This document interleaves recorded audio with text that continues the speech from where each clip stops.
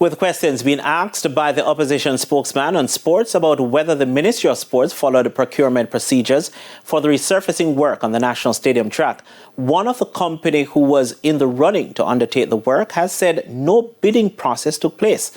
Ken Rayner has this TVJ Sports exclusive. Following calls by the shadow spokesman on sports, Wavell Hines, for the Integrity Commission to investigate the procurement process relating to work on the stadium track, TVJ Sports interviewed Peter Broer of track supplier Regupol, Germany, who were in the running to resurface the track. Did you bid to resurface the track? No, we only sent an email because we were asked by Major Brown, please send us immediately a quote, which we did on an email, 2-page email. Quote was sent.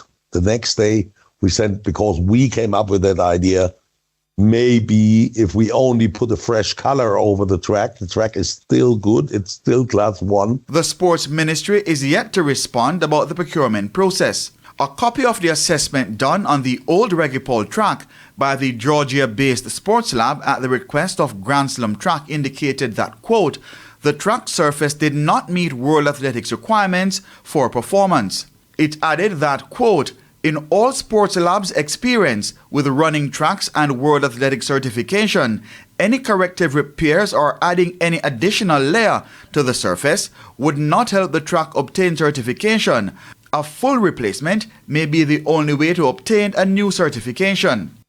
Well, then let me say that I'm concerned why they overcoat the track, even though it's said in the report they have from Sports Lab, don't do it because it only makes it worse. Why do they then do it? Broer addressed the suggestion that Trackmaster International, who assessed the track on their behalf last month, indicated that the track still does maintain Level 1 certification by World Athletics standards up to July 2026. I know that in a meeting it was said that Regupol must have done something to World Athletics to give them a Class 1 certificate.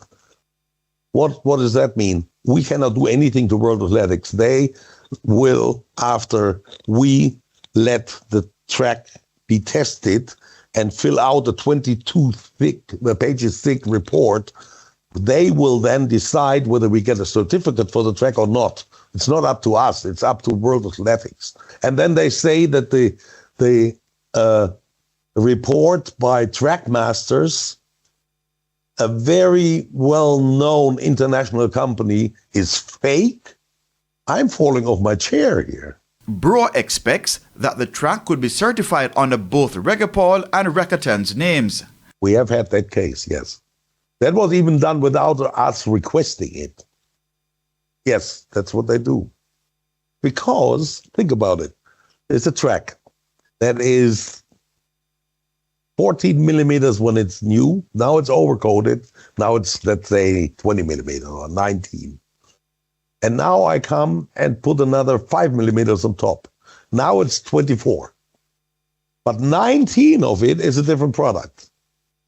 So that's what World Athletics says then. Okay, that's a Regupol/Rakkuten track. Up to sports time, there was no confirmation as to when the track will be certified ahead of Tuesday's start of Boys and Girls Championships. Keon Rayner reporting for TVJ Sports.